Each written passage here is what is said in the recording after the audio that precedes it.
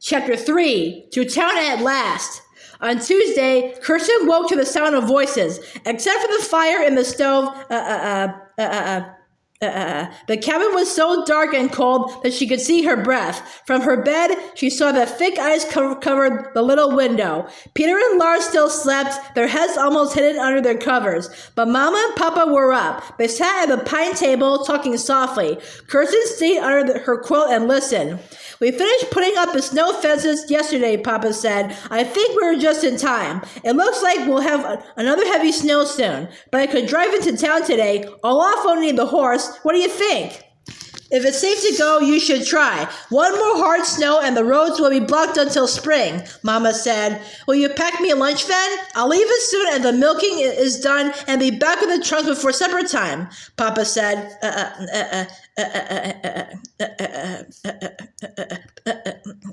The trunks. Now, Kirsten was wide awake, her heart pounding. Tomorrow was Saint Lucia's day. They would get the trunks just in time. She was out of her bed with a leap. She ran across the rough boards of the cabin floor and threw her arms around Mama's neck. Oh, Mama, please may I go along in the wagon to get our trunks? It doesn't matter if I miss one day of school. Papa was already pulling on his heavy boots. There's too much snow for the wagon. I'm going to hitch Blackie to the sleigh, and there's not much room in the small sleigh, Kirsten. But I don't take up much room, Kirsten cried. It's a long drive. You'll get cold. Go to school with your brothers, Papa said. But I want to go with you more than anything in the world, Papa. Do you want to come with me that much? Papa asked, what will you do? I can help you, I'm sure of it. I can keep you company so you won't get lonely, Kirsten said. Please say yes. She thought Papa might scowl because he didn't like to be urged to change his mind, but instead he laughed. You have a strong will, Kirsten, just like your mama. You may come with me. Eat your breakfast and dress in your warmest clothes, then bring in a bucket of snow so Mama will have water today. I'll hitch up a sleigh and we'll be on our way. Hurry now.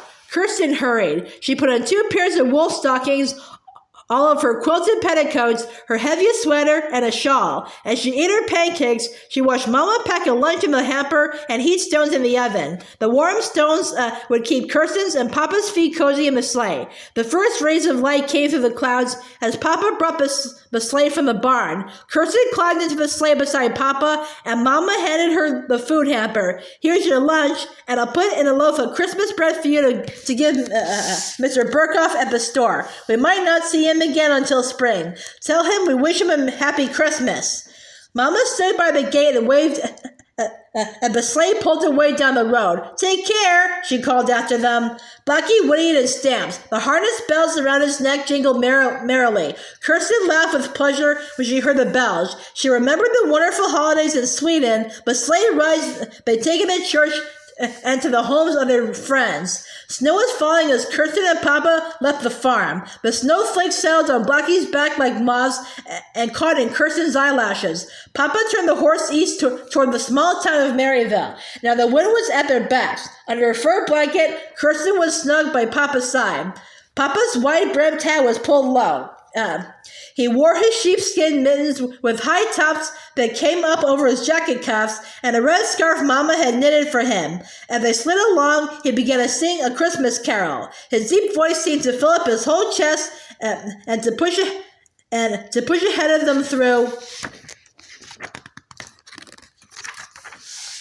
the softly falling snow.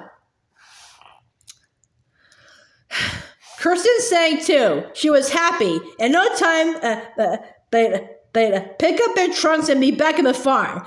Then, tomorrow morning before dawn, she and Elizabeth and Anna would surprise everyone with a Saint Lucia celebration. Their plans were turning out perfectly after all. By the time they reached Maryville, it was snowing harder. The soft snow made caps on the tops of the fence posts and piled up on the shingled rooftops. Kirsten and Papa drove past houses, the church, and the sawmill, then stopped in front of Burkhoff's general store. While Papa unhitched Blackie from the sleigh, Kirsten watched the men and women in the street. She was glad to smell wood smoke in the air and to hear people greeting one another. Maryville was only a little town, but it had a happy bustle. Inside the store, the delicious scents of spices, new cloth, oiled leather, and sausages reached Kirsten's nose all at once. Mr. Burkhoff stood beside the scales, weighing sugar. When he saw Kirsten and Papa, he wiped his hands on his white apron and came around the counter to shake Papa's hand. He gave Kirsten a piece of hard sugar candy from one of the glass jars. "It's not Christmas yet, but have a little treat," he said. Kirsten handed him the loaf of Christmas bread Mama had sent. "Mama sent you a Merry Christmas greeting," she said, "and thank you for the candy." Mr. Burkhoff raised his white eyebrows.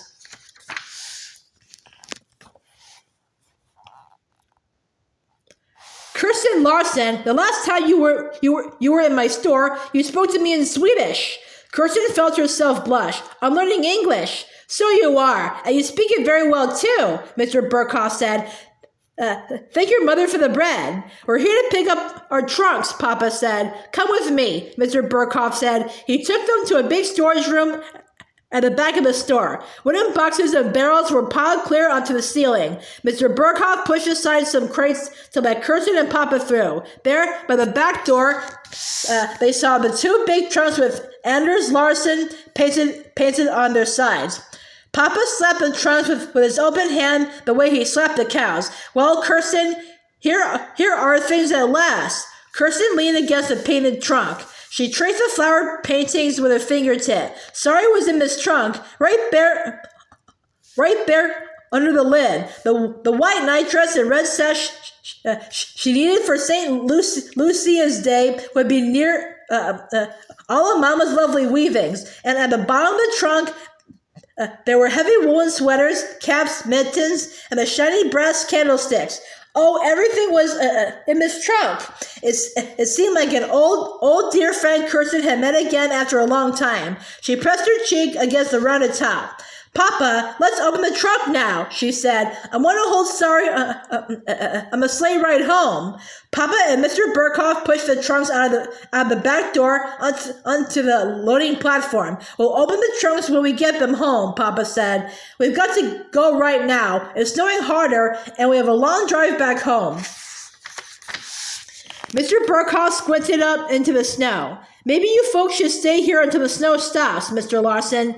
"Thank you," Papa said, "but I think we'll leave now before the snow gets heavier." "Don't get lost," Mr. Burkhoff warned. "This looks like it will be a storm." He lifted Kirsten into the sleigh beside Papa. "Merry Christmas," Kirsten called back to Mr. Burkhoff as Papa drove the sleigh away from the store. Mr. Burkhoff's answering call was muffled by the thud of Blackie's steps in the snow. "Merry Christmas to you too."